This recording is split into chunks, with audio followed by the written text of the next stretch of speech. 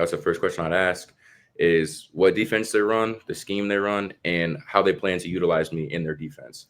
Because I don't want to commit to a team that's only going to use me to be a depth guy. Like I don't got time for that. I got 6 months to play ball and I'm trying to get to the next level. Welcome back to another episode of Not Even D2. I'm your host, KJ Allison, here as always with my co-host, Naruto Perdomo. Really good episode for you guys today.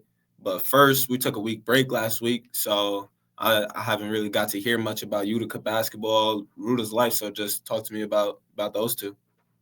Yeah, man. I think for me personally, life's been pretty good.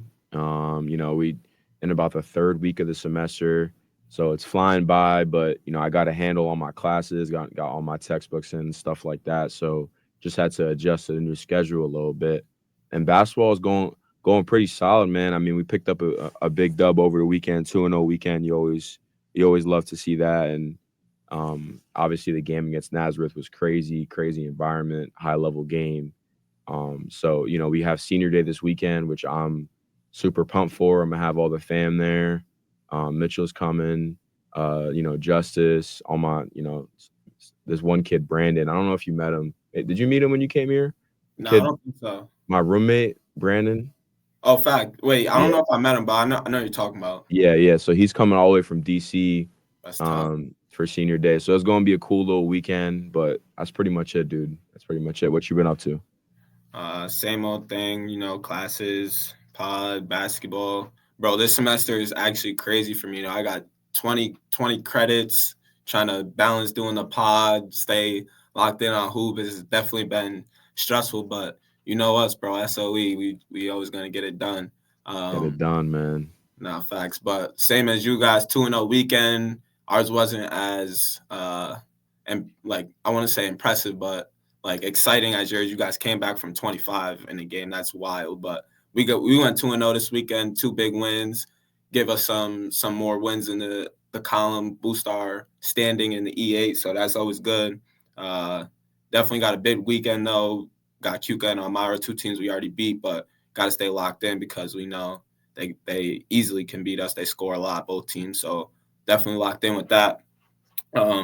Senior weekend, next weekend for us. I'll talk more about that in the next episode, though.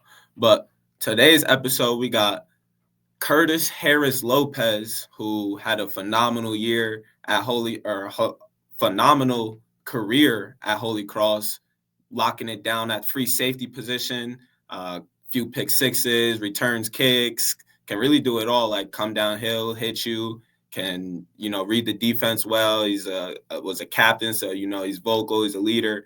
And it was a really good conversation. I mean, we talked a lot more about, like, college football landscape, stuff going around the country rather than just, like, what's going on in his career. So I definitely like this episode, and I want to hear what you guys say because that's your boy.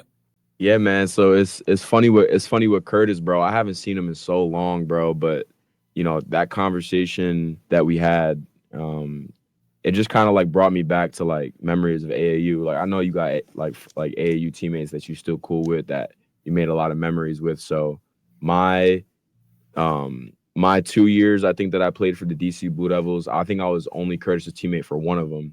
But regardless, like that spring, like I met a lot of good dudes on that team. Like Brady Cummins, who's playing for Colgate, he was on that team. My boy Jackson Cox, he was really tough in high school, but he ended up just going to Howard and studying there, which he loves it there. And he was on the club basketball team there. He was trying to walk on for a little bit too. So it was a great team, bro. And talking to Curtis, I mean, back then in high school, he was a baller, bro. I mean, he was nice at ball. He was really good at football. And, he was always, as a kid, like, he knew what he wanted, bro. He was always like locked in. I was like, and like I said in the episode, like, I would talk to him like, yo, you trying to go prep for football? Like, because I was in prep school. So I had kind of known about that scene. He was like, nah, bro, I don't need it. Like I got the connections to make it where I want to be. And, you hearing that and it's like, he's from New Hampshire, which let's be clear, like not a lot of Division I football players are coming out of New Hampshire, like are getting recruited out of New Hampshire. Right. So he had that belief in himself from day one when he was 17 years old. Then he gets to Holy Cross, gets hurt that first year, so he has to redshirt. So and then comes back the next year, and for the next 4 years, he's basically like a main defensive piece for them, and is a key like a cornerstone of their defense, and is helping them win, go to the FCS tournament. So he said he had a great career there, bro. He's a hell of a player.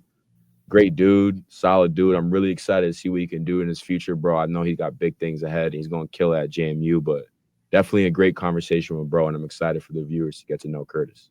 Yeah, no, I didn't even say that when I was introducing. Like, he's got an extra year of eligibility. He's going to JMU. That's big-time football, FBS football, and JMU's just coming off a really good season. So a lot of eyes are going to be on that team, and, you know, that's perfect for Curtis because his ultimate goal, he's trying to play in the NFL, and like me and you definitely gonna be supporting him. We think he could do it. He's a gym rat, so I mean, definitely can see that. But like you said, like he just has like a clear head. He's always it seems like he's always calm and collected, got a level head, and I think that helped him. Like, he talked about how the transfer portal is like a cold world, but it didn't seem like he was tripping in it. Like, he was just staying patient, waiting for JMU to contact him, and you know, eventually they did, and now hopefully it's gonna pay off for him because, like I said, he's a gym rat. He deserves it all. And I really we got into a conversation about Coach Bob Chesney like going to JMU and having a 9-4 season, but you know, their fan base still saying like, oh, we can do better. Like, that wasn't a good year. And I feel like people don't understand like how tough of a move that is. One, just in general, FCS to FBS football, like that's a big difference. He had to, you know, bring his staff, bring some of his players, and then blend all of that with JMU's culture. Like, that's hard in itself. And then, you know, now like you're in a better conference, you're playing better teams week in and week out, playing high level teams, and he's still getting wins. Like, I forgot what team they played, but they put up like 70 points against a high major school. That's crazy. And you know, he's Coach Chesney's just been in winning programs throughout. Like, he dominated when he was at Holy Cross, 5 straight Patriot League titles. That's unheard of, basically. And then JMU winning season, going to a bowl game. But it's just sad that, like, I want to say it's sad. I understand fan bases get passionate and stuff like that, but it's just kind of crazy that it's like kind of overlooked. But I mean, yeah, like you said, it was a really good conversation with that boy Curtis. I don't know if you have any other thoughts, but those are mine. Yeah, I mean, you know, nowadays everyone wants that instant gratification. So, you know, it's a process, Brody. Like, you gotta give it some time. I mean, obviously, if you see stuff in year one where it's like, yo, like, this person shouldn't be around, then you make a decision. But that's not the case with Coach Chesney. I mean, he's a winner, obviously. You know what I'm saying? And you know, they scored 70 on UNC. I looked it up real quick, and 9-4 is not a bad record at all. And like you said, they went to a bowl game. So I know a lot of coaches out there who would want a 9-4 record. You know what I'm saying? So definitely a great conversation with Curtis, bro. Really, really happy he got on the podcast. He was more than willing to do it. And I'm really excited for the viewers to get to know him. And I'm really pumped for my boy's future, bro. He's going to do big things. Nah, 100%. I mean, like I said, we talked about a lot more than just his career, you know, NIL, how it's affecting basketball now. What's a better feeling making a big play in a basketball game or a football game? Like, everything you could think about, we talked about in this episode. So stay tuned and let's hear from Curtis.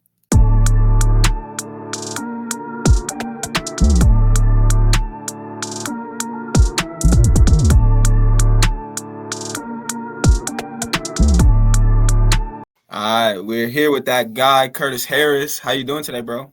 I'm doing good, man. Thank y'all for having me on the show. Appreciate it. Appreciate you getting on, my boy. It's you know, I've known my boy Curtis for a long time, man. So definitely excited to get you on the pod and have a great conversation, bro. Yeah, for sure. Thanks for having me.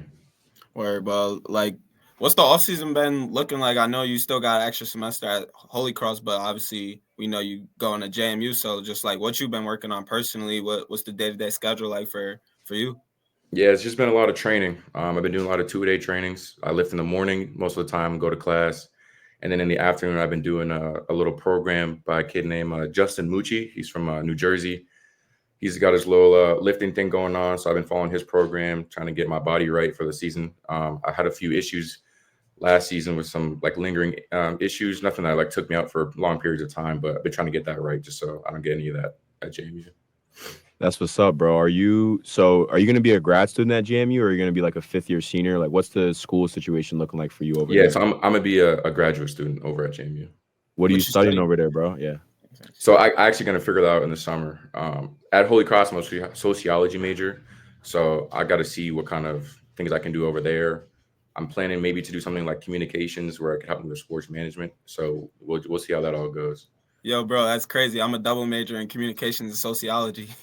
There you go, man. So I'm probably gonna go down the same path. See where that takes me. No, facts. Was that something that, like, we know how important football was in your decision to go to JMU, but there was any consideration to the school aspect, or it was mostly athletics? Yeah. So when I got down there, actually, obviously the campus is way larger than Holy Cross. So there was 2 parts to campus, and everything. It just seemed like a right fit, right? I went down there, my eyes were wide open. I was like, wow, this is FBS football. They have the stadium in the middle of the campus. That's humongous. A big piece of why I chose JMU is because the coaching staff really, they're the same coaching staff I had at Holy Cross. So the connections to the staff was easy. I didn't need to, meet new people. I knew how the staff works, right? What they want, what they expect from a player, and then I understand what they expect in their parts, their goals. So it kind of just all fit right. So you said a lot of those guys at JMU on staff used to work at Holy Cross. Yeah, damn near the entire staff. Word. So when did those guys leave for JMU? They left right before spring season of last year, so right after last season's finished. Okay. So the whole spring was a new staff, and then obviously the whole season was a new staff. So they had just left. I mean, I'm kind of curious about this before we get into the larger part of the conversation. How is that for you? Like, for like your last year having a new coach and stuff like that. Like, what was that adjustment like? Like, talk to us about that. Yeah. So something new. I've never had a coaching staff before, or a coaching change, before. So it was something that I just had to figure out on the fly. Luckily, I was blessed with a good coaching staff that had just replaced them, which is good. Dan Kern was a head coach at Merrimack College before he came to Holy Cross, right? So he had experience on actually learning how to win and things of that nature. He came in actually one time to Holy Cross and happened to beat us on our own field. So like he knew what it takes to win. I was lucky enough to get a great safety coach from UMass, Coach Jesse Montero. So I lucked out with that. So it was tough, honestly, at first, because you have a lot of new things to adapt to, what they believe in, what they want for the team. So it's 2 different ballparks, but you just got to buy into what they want and trust into what they want to do for the season. So yeah, I mean, that's like a big decision whether to stay at Holy Cross and learn to that like new system, or go where you're comfortable. And I'm kind of wondering, before we get back to like growing up playing football, but was that like, were you because a lot of your teammates transferred from Holy Cross to JMU when the coaching staff left, so was that something you were thinking about too, or you knew like, I'm finishing at Holy Cross? yeah, it was definitely a thought. Obviously, when you first hear that your coach is leaving, you kind of want to go with him. But then I thought about kind of the future, and say football doesn't go the way I want it to go. Like, I need a degree from a really good school to get me a job in life. So I figured I would stay here at Holy Cross, get my degree, hoop for my last senior season, and then figure out the plans from then on. So that's what I did. I stayed, hopefully get the degree, and then we'll figure out the rest in the future. That's fire, bro. And it really seems to me, just throughout starting this conversation, I mean, obviously I knew you prior to this, but you got everything planned out, bro. Like, what I'm saying? You know what you want, and, you're very calculated with the decisions that you're making. So I definitely respect that out of you, bro, for real. Yeah, appreciate that. That means a lot. For sure, man. And I want to, like I said, I knew you prior to this interview, so I want to introduce the viewers to Curtis Harris. You're from New Hampshire, Nashua South. You went to Nashua South High School, correct? Right? Nashua North. Nashua North. So you went to Nashua. Yeah, I'm my fault. I know it's a rivalry. Don't even worry. Don't even good. You're good. So you went to Nashua North. You played basketball and football over there. Yeah. So first, before we start talking about why you started playing football or recruitment, just talk about growing up in New Hampshire, playing sports in New Hampshire, and all that good stuff. Yeah, I loved it. New Hampshire gets a lot of hate though. For a lot of people don't know where New Hampshire is really. We don't usually get a lot of respect in terms of sports. So getting into recruitment on New Hampshire, it was kind of hard because obviously not a lot of people are going to come and see me really play. So I was actually lucky enough for my head coach. He had enough connections where I could get something going, get something spiraling. He studied at Sacred Heart University, so I was able to get my first offer from there sophomore year in high school. And I kind of just got things rolling. And a few more offers came in from Merrimack. I had a few Ivies. So it was tough, but at the same time, I was able to adapt and kind of work with the resources that I had. So it got me to where I am today. Word. So you was a hooper too. I'm kind of curious when you started realizing like, all right, basketball might not be my passion. I think like, were you just always better at football? Talk to me about like deciding those. Yeah, those I was a big aggressive kid growing up. So football was kind of my outlet to really relieve that aggression without getting in trouble. You know, obviously you can't fight somebody or tackle somebody in basketball, so that wasn't the route. But I think freshman or sophomore year that football was really where I wanted to go. It was a hard pill for my dad to swallow because obviously you really know my dad, and he's big into basketball. He played in college, so that was the biggest thing, was kind of just letting him know, like, you know, basketball isn't for me, and you're gonna have to accept that football is, but in which he did. So yeah, I had fun with basketball, but football was the route to go. Yo, Rudy, you know, like that, you know how like you're playing against a football player right now, like just how does Curtis remind, like he plays like that, or he's like a hooper? Damn, it's funny you asked that. It has been a long time. I mean, we played AAU, I think when I was like 16 or 17, probably around those ages. It was like, So it was a little bit, but I remember Curtis had a little bag, bro. You know what I mean? He was locking shit. He was locking shit up though. He was playing down. Defense was his thing. He liked doing the chase down blocks and shit. So he wasn't the atypical, you know, football player that tries to bully, you know, run through everyone and stuff. I'm not here to foul. I know how to play ball. I heard. I'm just making sure. KJ trying to get me going. He's trying to get me going. But I was gonna say, bro, because I remember when like we would talk about like, you know, because I remember asking you when I was younger, like, did you ever think about going to prep school? And you immediately shut that down. You were like, nah, bro, like I have enough connections to get to where I want to get to, like straight out of high school. So, and New Hampshire, bro, honestly, like I remember like Exeter High School has some good teams. Winnicott has some really good teams.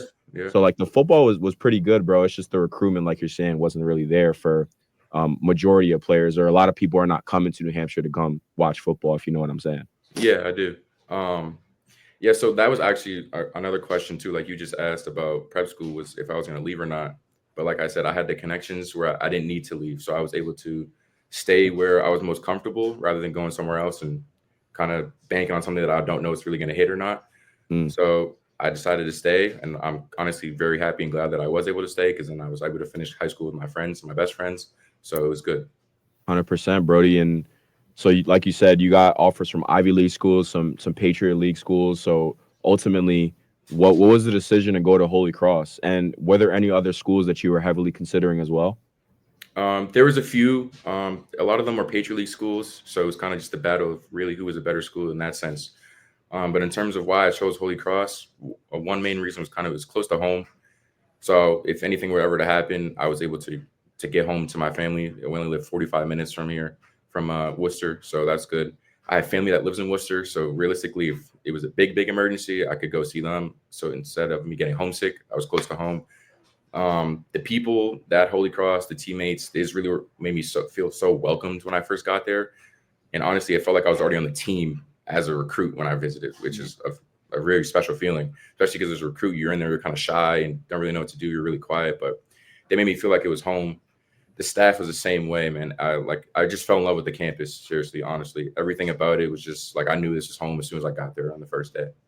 Yeah, I'd be listening to like a few NFL podcasts, Richard Sherman's pod, Amon Ross, St. Brown Brothers pod, and they ask mostly like offensive players, like, what was your welcome to NFL moment? It's always like, oh, I got hit like this. But I'm kind of curious from the defensive side, what was your like welcome to football?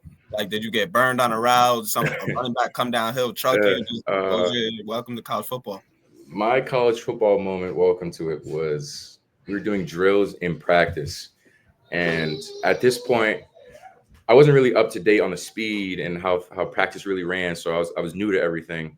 And this was the first time I ever got yelled at during a drill. And the coach, he said some things, I'm not going to repeat it, whatever. But that was like my moment. I like messed up the drill. He like ripped me. And I was just like, damn, like this is real. This is college football. So let's get into it now. And then from then on, I locked in, and now we're here. What were some of the, like you said, like you locked in and now you're here. What were you kind of like focused on throughout your career, trying to like improve on? Is it like technique? Were you trying to get in the weight room? Yeah, the main piece was my size. That's the biggest differences between D1, D2, and D3 is really the size and the speed. And coming out of high school, I was like 180 pounds, I think. I was light, skinny. And the Ruta can attest to it. I wasn't like a big kid. So that was the biggest thing, was getting my size up, so I'm able to take on bigger dudes like tight ends who are 6'5", 6'6", weighing 250. Like obviously they're gonna throw me if I'm 180 pounds. So that was a big thing, getting my size up, and then my speed, because I'm gonna have to cover guys in the slot and receivers and skinny, receiver guys that are running 4.4s, 4.3s. So that was the biggest thing, was getting my size up and my speed right, so I can make sure I can play with these dudes. Word. That's crazy, because it's like, it sounds like that's like a delicate balance, right? Like you have to be pretty much like, you have to be strong as hell so you can guard all these tight ends like you're talking about, and make like good tackles, but also like you're saying, like you have to be like you have to be cut enough, or not like too big to where you can't cover like a fast wide receiver. Yeah. You know what I mean? So I mean, you you said gotta you have came like in. the happy mediums in between both sides. So Yeah, bro. I mean, you said you came in as a freshman, 180. I'm saying on Holy Cross, 206, bro. Capping, bro. Nah, yeah, it's actually true weight. I'm telling you, bro. I put the pounds on. I got thicker, and then like everything just took care of itself. The hard work just came into play. So that's fire. Yeah, I want to hear your opinions on like what the hardest position in football is, because I feel like every player says their position is the hardest, but I can make a real case for the safety position, because you gotta like I also want to hear your like process on a snap, but you gotta like see what formation they're in, and if it's a pass, see what corners might get cooked on the route, or if it's a run, like where the opening is. So I just want to hear your opinions on the hardest position, and then your actual like process when the snap goes off. It's hard, honestly. It depends which way you look at it. So I'm gonna go with corner as the hardest position to play. Reason being is corners are covering guys man to man most of the time at all times, right? You're out wide on an island, just you and the receiver with a whole lot of space to cover. So I think playing corner is one of the hardest things to do, really. And like I give corners props all the time, because obviously I'm on the same side as you. So I understand what you're going through. To answer your question about like the process, you're really like the quarterback of a defense. So you gotta get your call or give a call to your linebacker, and then give a call or get a call from the corner. So just like a quarterback giving a call to the entire line, and the receivers are doing the same thing as a defender, while also trying to mess with the quarterback's head, moving around certain places, and communicating with the other safety on the other side of the field. So you both are on the same page, so you're not running into each other or doing the wrong thing. So there's a lot that goes into it. And then you got to start, as the play develops, you got to start reading releases. You got to start reading offensive linemen, and whether they're doing a kick step for a pass, or if they're down blocking or whatnot, whether it's run or not. So there's so much that goes into it, and it's got to be like that. You got to make your decision quick and go with it. So safety's hard, but at the same time, covering a guy one-on-one most of the time for 80 snaps a game is also hard, especially if they're running fade balls 24/7. I mean, I feel like that's probably why, like in football, like you guys have so many damn meetings, bro, because it's like so much preparation that goes into that. You got to be on the same page at all times with the D line and everyone else that's on the field. So it's really all 11 people got to be on the same page at all times, really. Yeah, bro, because I know it's like with the guys here that play football at Utica, like they have meetings all day pretty much just to play on Saturday. You know what I'm saying? So they have the, offense meetings, team meetings, defense meetings, you know what I mean? Like the positional meetings. So all that stuff just to prepare and see how a team, plays and get in the film room too. Yeah. So in camp, I'll give you a little day. So during camp, usually wake up like 6 a.m., get to breakfast for 7, probably have about 45 to an hour to eat. You probably start meetings at about 8:15. That's special teams meetings. And then you start getting into your regular positional meeting with your coach. That's when you start reviewing film. Then after that, you'll probably lift at some point, and then you'll eat. You'll get ready for practice. You'll practice, and then after practice, you'll go eat again. Then you come back for more meetings. You'll have your positional meeting about practice. Usually that's probably like an hour to 2 hours, depending on if you guys had a good day or a bad day. Hopefully you had a good day, because a bad day, you're going to be tired as hell at the end of the day. But before the position meetings even start, you have your team meeting. Then you go over your special team stuff you did in practice, then the head coach will have whatever he wants to address that at that point. So usually the day will go from 6 a.m. to about 10 p.m. And that's for 30 days straight in August before you even get into a game. Yo, and then think about when the school season starts, then you got class adding into it.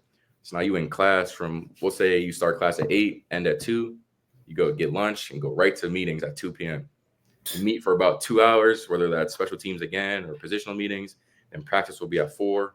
And then after that, whether your coach wants you to stay after or however your process is for after practice and meetings and whatnot is based on the team, but that's every day too. So that's even more hectic because now it's the real thing. So now you're in the season. So it just means more. Like your body's getting taxed at that point now too. Yeah, it's a lot, but like it's what you signed up for and it's what you fall in love with. So you get used to it real quick.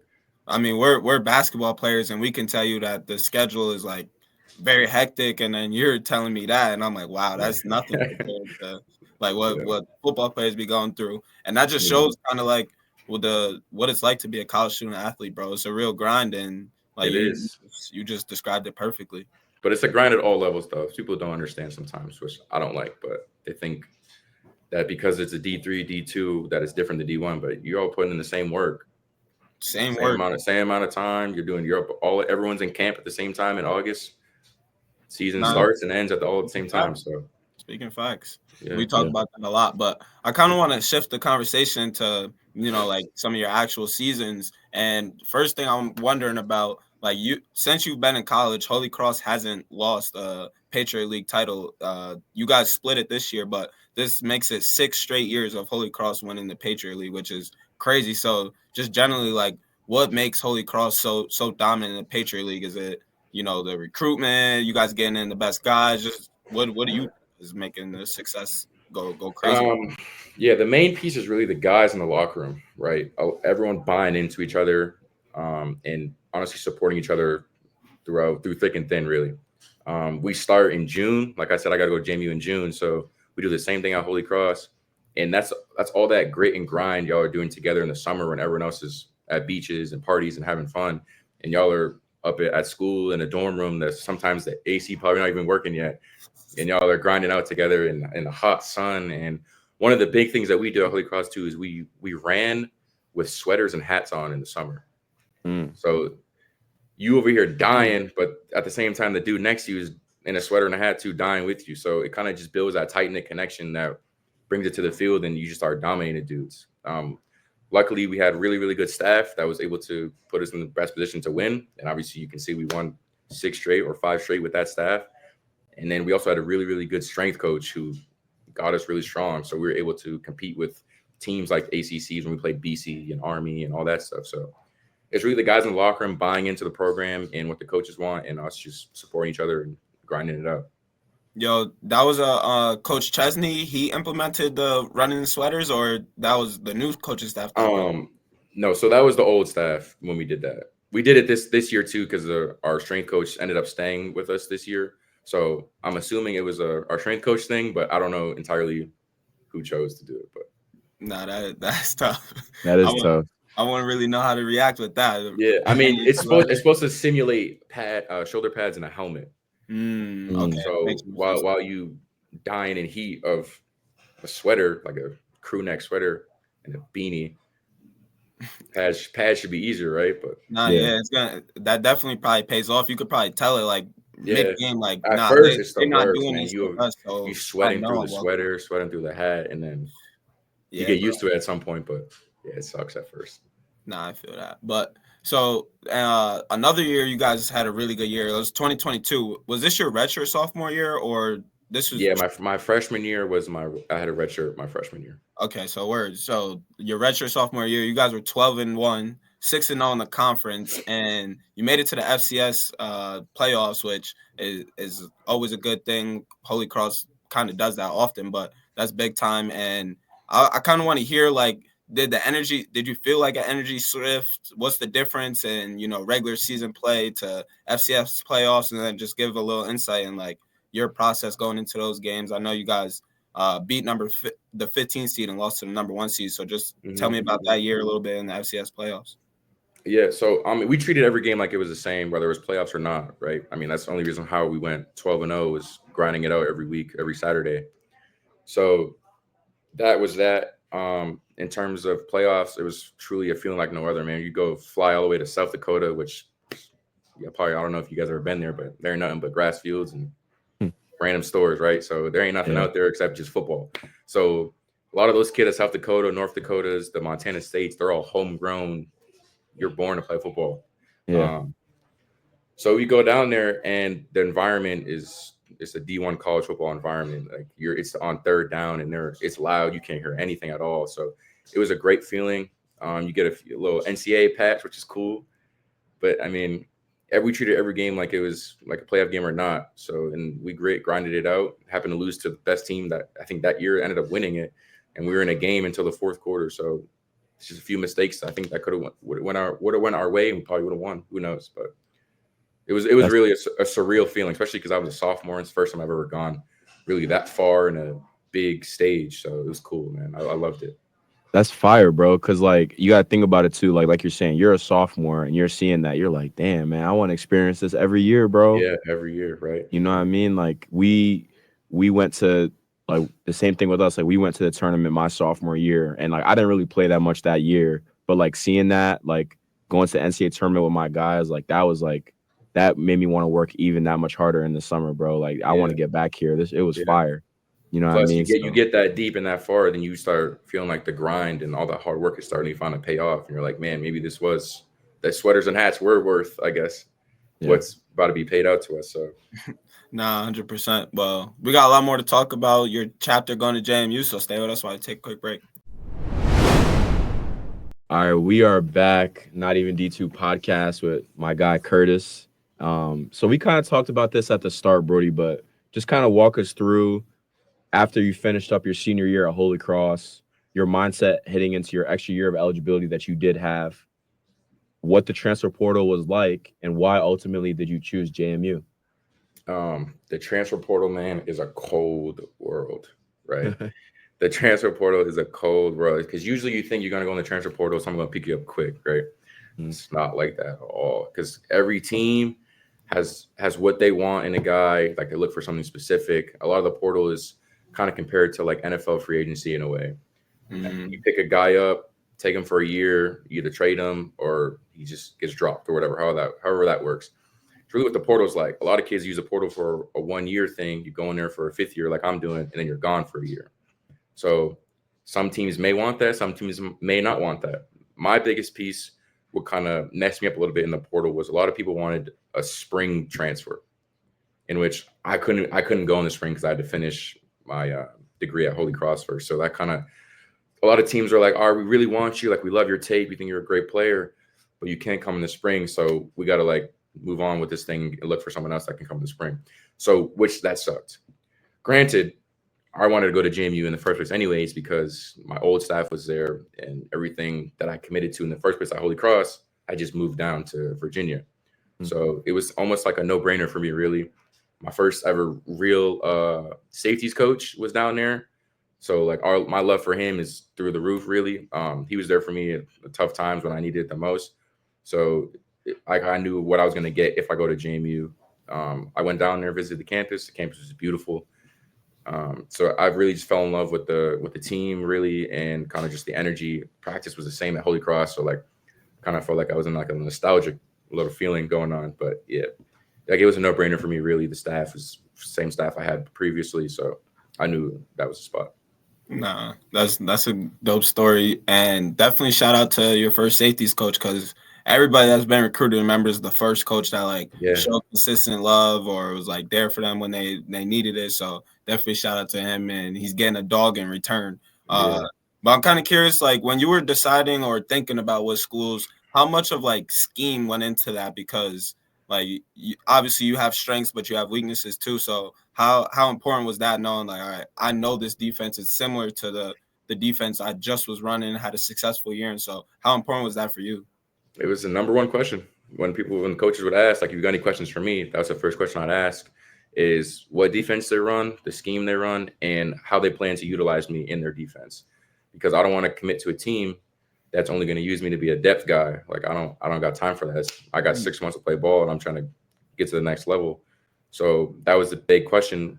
So, and then it would honestly help me to know whether I'd have to do a lot of studying in the playbook or whether a lot of things would transfer over. So it'd be a little easier for me. So that was the biggest question was what defense? And then the second biggest question was who's leaving and who's staying, because their team also might have transfers who are leaving, but then at the same time, they also might be bringing in more safeties that I don't know about.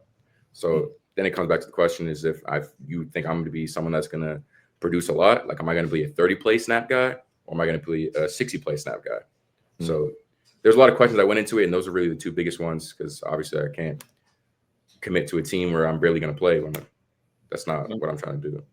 I know you said JMU was ultimately like you knew you wanted to go there, but did you feel like you were given a lot of transparency from other coaches that you were talking to in the transfer portal? Like they were telling you like exactly, they were giving you the answers that you were trying to hear. You know what I'm saying? Like were they being real with you about your situation? So like a lot of them actually, it felt like they're being real with me too. So I didn't have a lot of like negative thoughts towards the coach or anything like that. I'll give you the three kind of main schools I really wanted to go to. First being JMU, in which their grad student had ended up leaving. So the kids that were to follow were a few freshmen, in which is good because then obviously I got to compete with them. But at the same time, I know I have a larger opportunity to make the spot. The next school was Hawaii. I didn't get a chance to go out to Hawaii, obviously, because travel is like 26 hours and whatnot. Yeah. But they had an open spot for me too. Their defense was a lot of man defense, which is perfect. It's a lot what we did at Holy Cross. So that transition was easy for me, and that could have been a no-brainer as well. And then the next big one that I really wanted was Wyoming. Reason being, I had a friend named Ayura Sante who actually just happened to finish a tryout with the New York Giants this past year. He went to Wyoming, and he loved it out there. He obviously had the chance, and I got to watch his whole journey with him. I even went to his bowl game in Arizona when they played, I believe it was Toledo. Right. Yeah, so he loved it, man. They have I believe they're like the number one facilities in the country. So, and then I was able to watch him grow as a player and get a chance at the next level. So I was like, if he went there and did the same thing, and Wyoming is talking to me about it, like I could be in the same shoes, learn from what he liked, what he didn't like, and kind of create my own path there as well. So, but unfortunately, Wyoming wanted me to be a spring guy, which I explained to you earlier, which didn't work out for us. But yeah.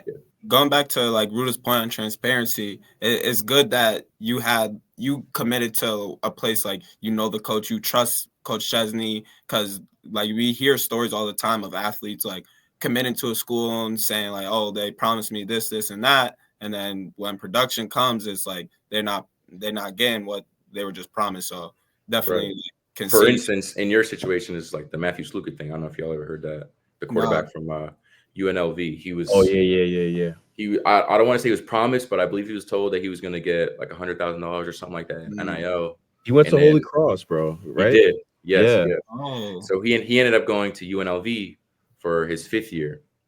Played, I think, 3 or 4 games, and their agreement, whatever it was, didn't go the way it was supposed to. So he ended up sitting out the whole year. So being told you're going to get something and not actually get it is true. That's crazy. Now he's at JMU too, if you guys didn't know. Hey, so reunited, bro. That's tough. Yeah, so it's fresh. I was gonna say so obviously there's been a lot of changes to college football and college sports in general with like NIL and the transfer portal. So I'm just wondering you're playing in the FCS division, which is still a lot of high level football. So I'm just curious obviously a lot of the teams like Colorado or Alabama and schools like that are going to probably get affected more with that type of stuff. So I'm wondering if the effects of NIL transfer portal are trickling down to the FCS level and schools like the Patriot League and stuff like that. Not as much in the FCS yet. Reason being, I don't think FCS teams, depending on what the team is, have enough money really to kind of disperse it to their students. I don't think FCS gets a lot of revenue or as much love as they should. Because a lot of it's obviously focused on teams like the Georgias and the Bamas and Notre Dames, Michigans, all that. So I think NIL is in a way kind of ruined football, really, because a lot of kids, you're really only going to a school based on whether they're going to pay you or not, rather than going because you want to play football and make it somewhere. even then, some kids are even making more money in college than they will in the NFL. Like you have a guy like Dave Portnoy who's offering $2 million or $3 million to the Michigan starting quarterback. So you got teams like kids that are committed to Texas and decommitting and going to Michigan just because they're gonna get $3 million. Yeah. So NIL has played a big piece into football, and even then now it's starting to get into basketball.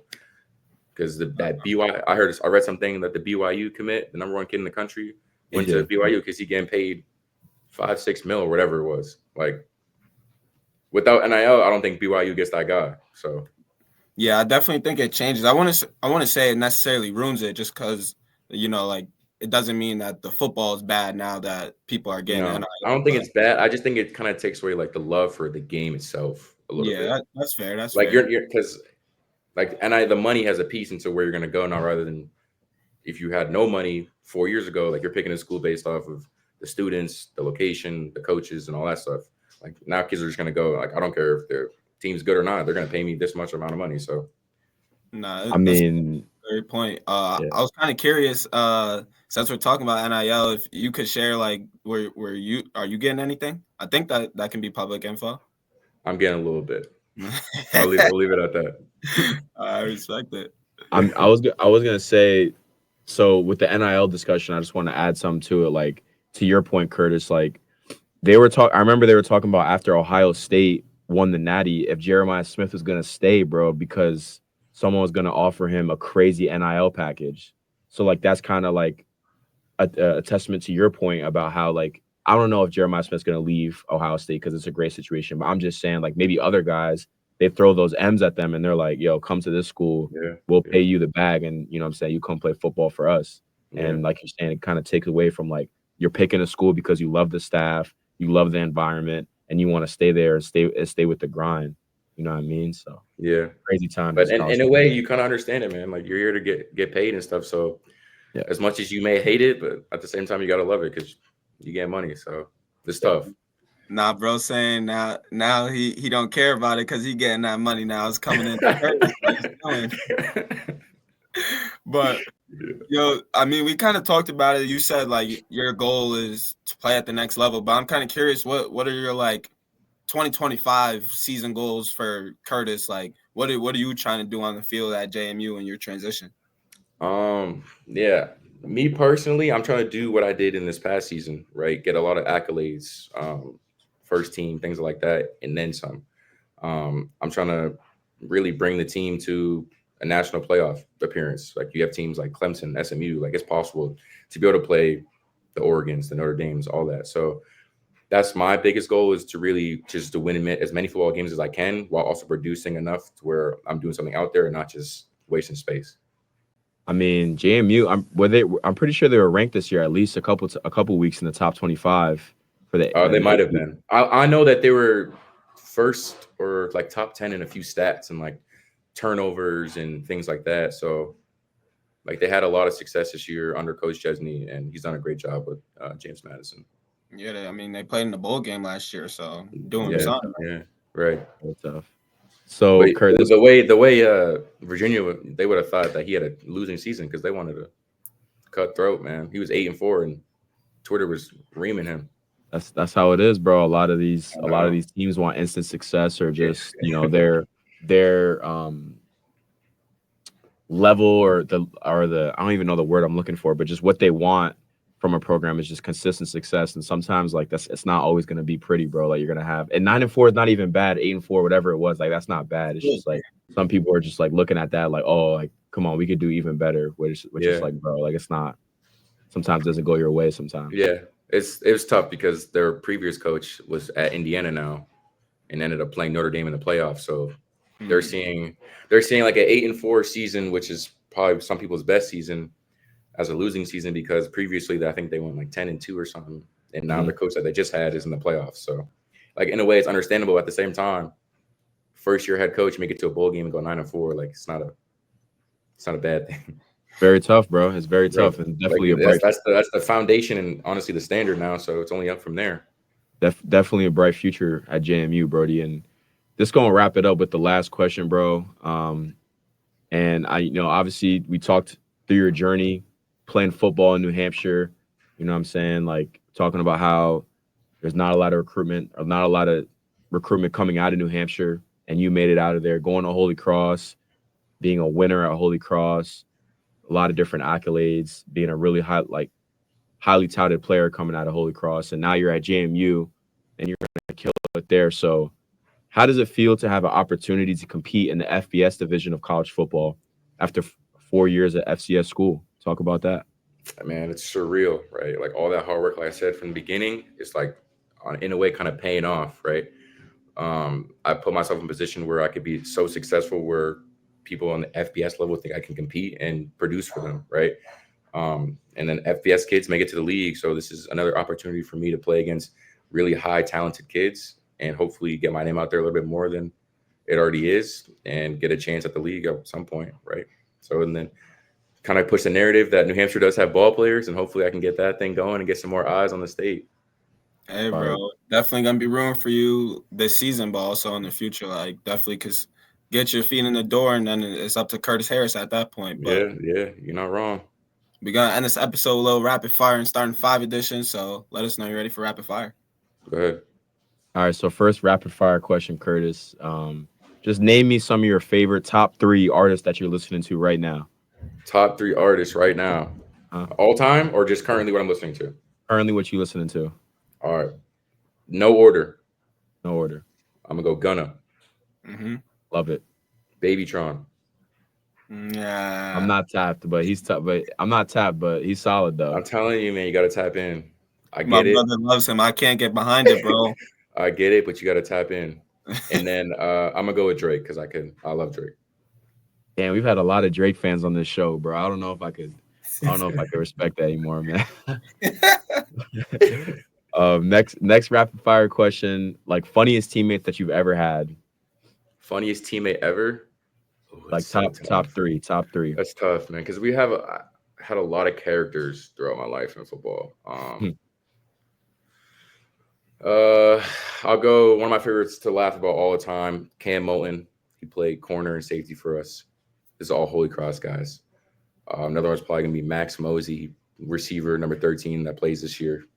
Really good. And then probably one of my favorites, probably a kid named John Young, because I can always good banter with him. We always laugh all the time, so probably make me laugh a lot. And then last rapid fire question. This is kind of a different one, and if you need me to like rephrase it, I can. But obviously, you played basketball in high school and pretty much your whole life growing up too, and you're playing college football now. But I'm just curious, like the feeling of making a big play. Is it better in basketball or is it better in football? You know what I mean? When you hit like a big 3 or like, I know you tough. Like chase down. Yeah. Or like big 6 this past year. So yeah. So I'm gonna be biased, right? I'll give you both instances on why I like both. I'm gonna be biased to football. Reason being because pick 6, man, like you just pick off the quarterback and score. Like that's a big feeling. Or even like a 4th down stop or like booming somebody coming downhill. Like you feel big and bad in that moment and you start talking bad. So that's a good feeling. And then in basketball, like there's no feeling like crossing somebody up and hitting a 3 or coming down for a game, hitting a 3 or something. Like y'all know what that feels like. So like to dominate in basketball is a great feeling as well, but also do something in football is tough. But I'm gonna be biased. I'm gonna say football. That's a great question. But we're gonna move to the top 5. So basically, I'm just gonna ask you a simple question, and this edition is gonna be the best DBs you've played with. So just give me 5 of the best DBs you've played with throughout your career. All right. No order again. We'll go Walter Reynolds. Tell me where they played at too. Okay, so he played at Holy Cross for 5 years, and then ended up transferring in the MAC and went to University of Ohio. He's currently in the process of getting to the league right now, so he's been training throughout this whole time. The next one is Terrell Prince, probably one of the best versatile, well-rounded football players, savvy guys I watched and played with. I learned so much from him. Honestly, he's probably a big part of why I play the way I play. He was at Holy Cross for all 5 years. He's now in the corporate world. The third person I'm going to go with is John Smith. He played corner for us at Holy Cross for 5 years. He had a pro day tryout for the New York Jets. So he's now I believe in the corporate world or working around some type of sports management job and whatnot. The fourth one I'm going to go with is one of my best friends, Jake Jarmalowicz. Me and him are like really, really close friends. So all the time on the field, we didn't really have to talk to each other because we kind of just knew how we played. He played with me all 4 years and is now at Colorado State for his 5th year in the Mountain West. So hopefully he balls out over there. What are we at? 3, 4? One more. And then I'm going to go with Terrence Spence. He was a corner for us at Holy Cross for all 4 years and then transferred to James Madison, hooped his 5th year. He had led the nation in interceptions and was in the running for best DB in the country and is now playing in the Hula Bowl for an all-star game. So definitely check him out if y'all don't know who he is. So you'll definitely see him in the league one day. He's like a 6'2", 6'3" corner. So really good guy. That's tough, bro. Definitely some DBs that are studs, bro. Like you said, that's probably the hardest position. If you could lock somebody up, that's probably another great feeling in football. And you just like, yo, you just strap, bro. Yeah. But same thing as defense. If you and somebody grill strapping them up, it's 5-second turnover, bro. You getting that mode real quick. Yeah. But that's gonna do it for another episode of Not Even D2. We appreciate you joining the show today, bro. Definitely gonna be following your chapter at JMU. Good luck for the rest of your career, my guy. No doubt. Thank y'all for having me, man. It means a lot. All right, before we end this episode, we're going to do another segment of Only in D3 where Ruda and I tell you what it's like to be a college student athlete in Division III and stories you probably want to hear at like high major schools or Division I, Division II. So I'll start this week. I don't know if this is only in D3 or only in Alfred, but we had a recovery lift and we pulled up to the weight room. And there was already a team in there. The track team was in there. Mm-hmm. And we're like, damn, I don't really know what to do. So we went back in the locker room. The strength coach came and was like, yeah, we'll just bring you guys to another room and you guys can do the stretching video there. So we go into this yoga room, or I don't even know what it's called. But so he's in there. He's trying to connect the iPad to the Apple TV.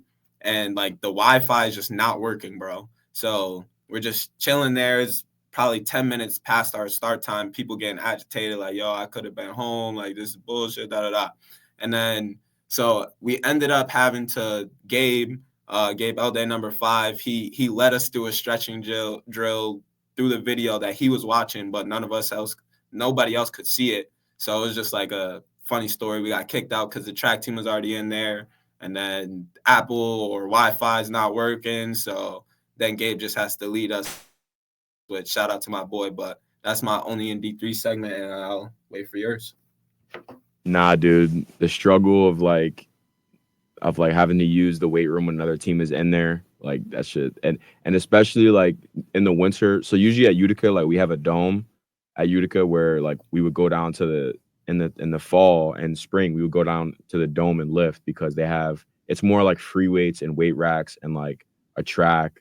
So we could do, different types of exercises and stuff. But in the winter, obviously, we're not going to walk down.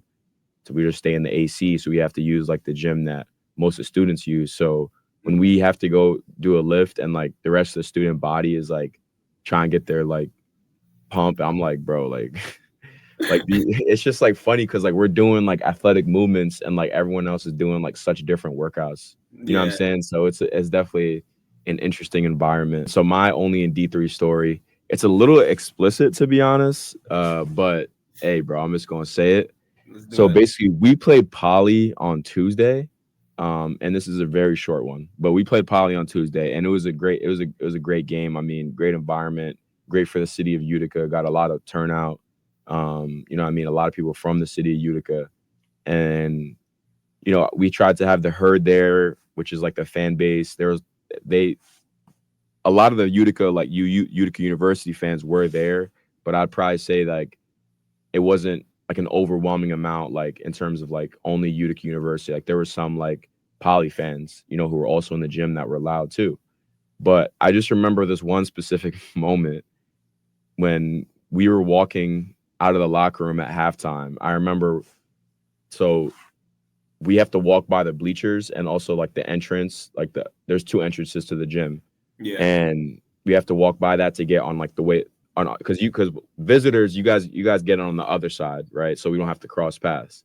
So we got in we were walking on the gym on our side, and I'm walking onto the court, and I'm like, yo, what's that smell, bro?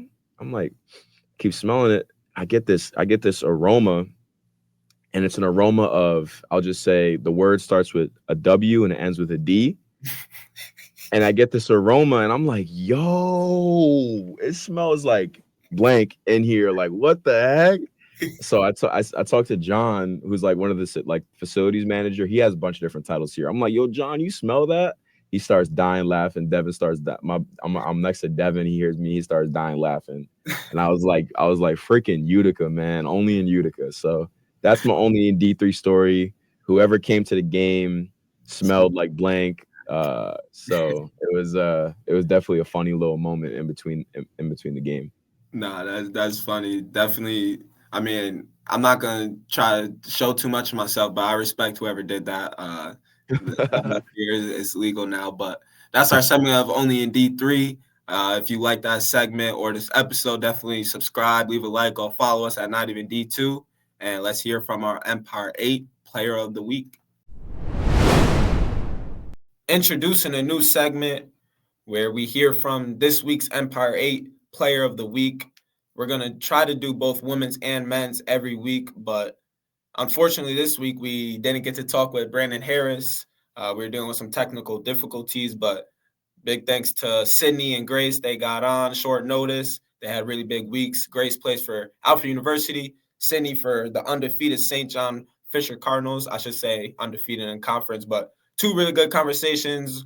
Grace had a really big week where she scored her 1,000 point in college, hit a buzzer beater for the win, averaged over 20 points this week. And then Sidney, leading the charge for an undefeated team. They're going into Brockport and Geneseo, two of the best teams in the Empire 8. So two really good conversations. And let's hear from Sidney Tomasso.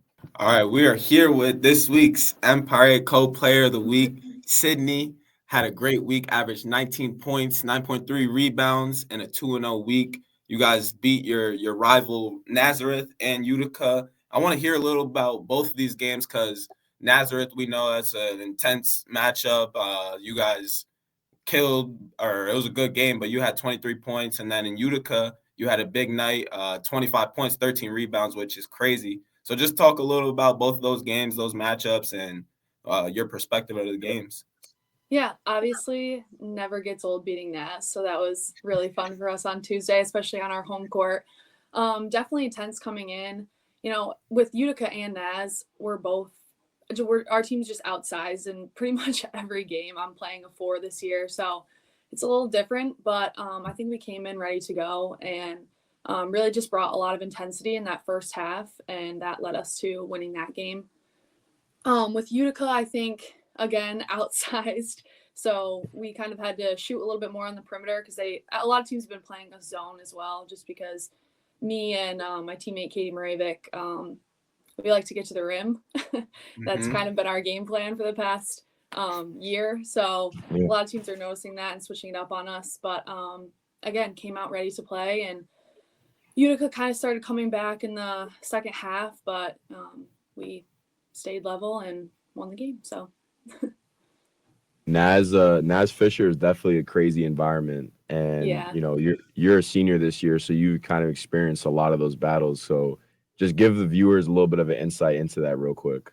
Yeah, honestly, it's my favorite game of the year. Some people get nervous. I just think it's more excited for me. It's so much fun, great atmosphere. All the fans come out for those games, so it's intense, but it's fun. It's definitely awesome when you can have those type of battles, like especially in the regular season when it's like not even playoff time, but you still feel like that type of environment. You know what I mean? Yeah, for sure. Definitely cool stuff. But I wanted to ask you about your new coach this year, Coach Cartmill. And I was kind of wondering, like, obviously your coach is experienced and talented, but you're a senior this year, obviously a leader on the team. So has she kind of relied on you at all this year and her transition to Fisher? Yeah, I think a little bit at the beginning, especially just getting to know the girls and kind of coming into Fisher, but throughout the season, more with E8 stuff, like we just talked about with the Naz Fisher rivalry. I feel like you never really know how that game goes until you're in the environment. And then just like with the teams and a little bit with scouting stuff with the other girls, just because I've been here for 3 years. So Yeah, rely on the vet. I definitely hear that. But I mean, you guys have a big weekend coming up. So on Friday, you guys play Brockport first, right? Geneseo first. Okay, so Geneseo and Yeah. both these teams, Brockport and Geneseo, are really tough. But Geneseo 10-1 right now in the conference, gonna be a battle. And then Brockport the following day, the 2 undefeated teams head to head. So just give me like a sneak peek on your mindset, those games, and what you're thinking going into them. I think big thing for both games is going to be keeping our composure. They're going to go on runs. We're going to go on runs. We're both really good teams, and just trying to stay level-headed and move forward throughout the game. And definitely playing to our intensity level all 4 quarters. I think we've kind of struggled with that this year. But obviously these games are huge, and we're going to have to, keep the intensity going the whole entire game. Yeah, this is my last question for you, but is that something that you guys are talking about in the locker room? Like, we want to host, we want to get the 1 seed, or are you guys just like ready for playoffs no matter what? I mean, obviously 1 seed is our goal. We want to host. We've been the host the last 3 years that I've been here. Home court advantage is definitely nice. But main goal is winning E8s again. That's what we want to get done. Well, congrats on the big week, player of the week, co-player with Grace, and good luck this weekend. Definitely going to be following, and hope you. I can't put my predictions or picks out there, but just good luck. Thank you so much. Thanks for having me. All right, we are here with this week's Empire 8 player of the week, my dog Grace Rittenhouse. Crazy week for you this week. Got your 1K ball, averaged 20 throughout the week. You shot 58% from 3 this week, which is crazy. And I know why. It was because you was in the gym this past week getting them up. But, got your 1K ball, hit a game winner. So it was just a crazy week. I want to know, like, what made you so dominant this week? What allowed you to be so successful? I think just being, like, grounded and knowing how big of a week it was for our team is what, like, sparked the big performance. We've talked about energy a lot, like throughout the postseason last year and then early season this year, and just being able to like bring the consistent positive energy is what we really like needed this week. Beating Houghton Tuesday was obviously a really big game for us and came with like a lot of emotions. And then we had Sage Friday where we lost in overtime, which was tough and stung quite a bit, but then we were able to reset and focus on Harwick Saturday and get the win and just like bring positive energy, and that's really what we focused on. Yeah. Do you feel like now you're 5th year, it's like they look at you as like the leader? Do you feel like it's on your shoulders like to bounce back after some of those tough losses like against Sage, or like, talk about that? A little, but I feel like we all know our roles pretty well and everyone has a role. And we're able to like lean on each other in those times and have like those tough conversations like after the game. For Sage, we did a lot of time like debriefing and just talking about like what happened and how our energy is ultimately what we feel costed us. But I feel like we all have really good relationships, so that kind of like helps with just knowing what we need to do to come back the next day and get the dub. Yeah, definitely respect that. OG, I was gonna say it's definitely cool that you guys can just communicate like that and just be honest with each other. Like, that's good. Yeah, for sure. No, but I mentioned you hit a game winner. It was a buzzer beater. Well, first I just want to hear like if you can walk us through like the huddle, what was drawn up, like, and then just your reactions to hitting the buzzer. Yeah, so it was like back and forth the whole game. There was like 11 lead changes during that game. It was crazy. But came down, there was like a minute left. We were tied. They hit a 3. There was like me and Jada were on the floor, just like defensive breakdown. Not like we were trying our best, but like ultimately they got the 3 to put them up by 3. came into the huddle. Coach advanced the ball. We were just like, we all weren't panicked yet because we knew we could win the game. And so he drew up a play. It was ultimately supposed to get Jaden Chess just a layup. She found Jada Felker on the perimeter.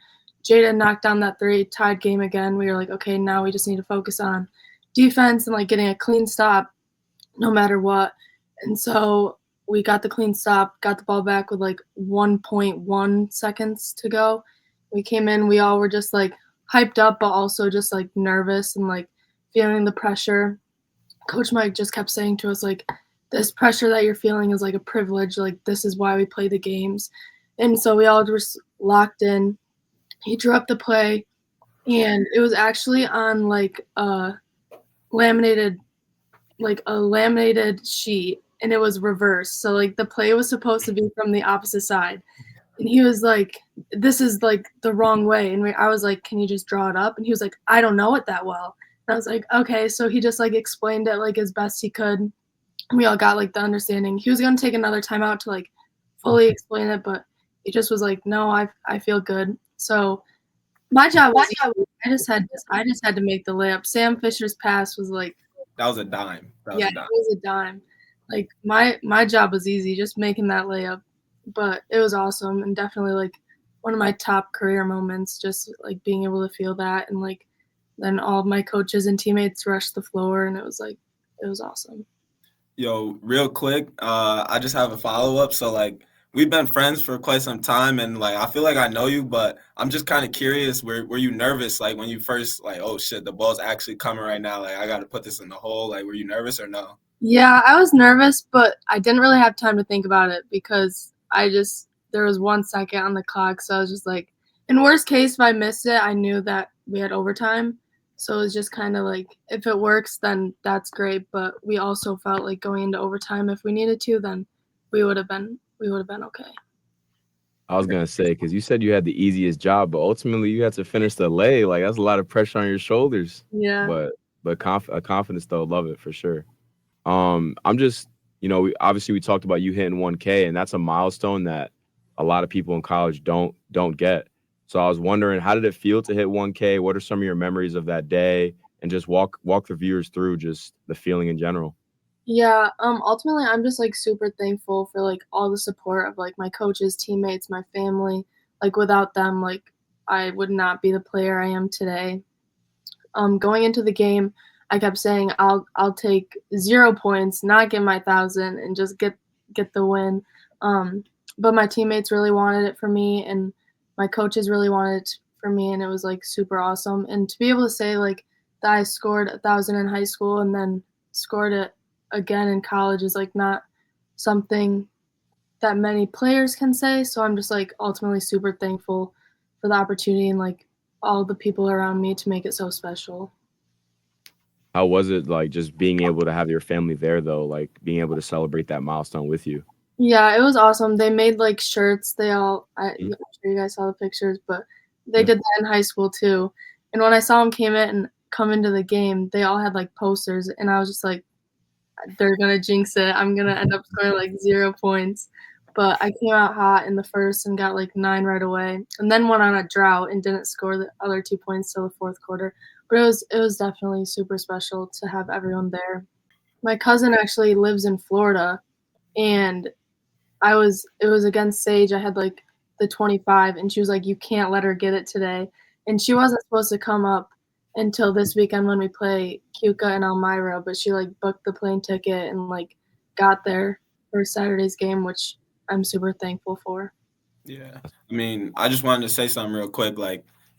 Grace's family, Ruta, they're at every single game that they can make it to. You always see Grace's family. So it definitely is a special moment, having everybody there for you. I definitely like to see stuff like that. Yeah, for sure. 100%. When you got your family behind you, you could do anything for sure. So definitely love that. But so, just going into the rest of the season, I mean, you guys have Brockport and Geneseo, and Brockport is undefeated in the conference right now, and Geneseo is 10-1. And you guys are right behind Geneseo. So I'm just curious, obviously you have these 2 big games coming up. So how much, obviously you don't want to look ahead too much, but just talk about your feelings about the game and how much of your attention is really being paid to that upcoming weekend? Yeah, for sure. We definitely know that we need to have that in the back of our minds. We play 2 very good teams this weekend, Utica and Elmira, so we're not trying to like look too far past that. But all I can say now is I know it's going to be a great weekend next weekend. It's senior day on Saturday. We're going to have a lot of emotions all over the place, and we just kind of have to like go off of that.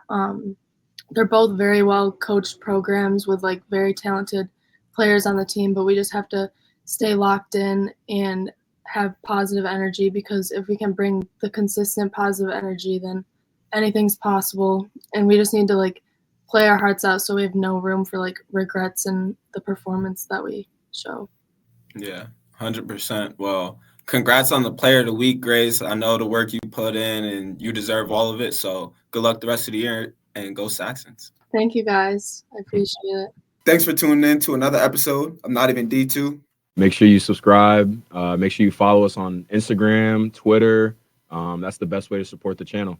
And all episodes released on iHeartRadio, Pandora, Apple Podcasts, Spotify, wherever you listen to your podcasts. That's going to do it. And we'll see you next week on Thursday. Yo, bro, that was a fire episode. OD.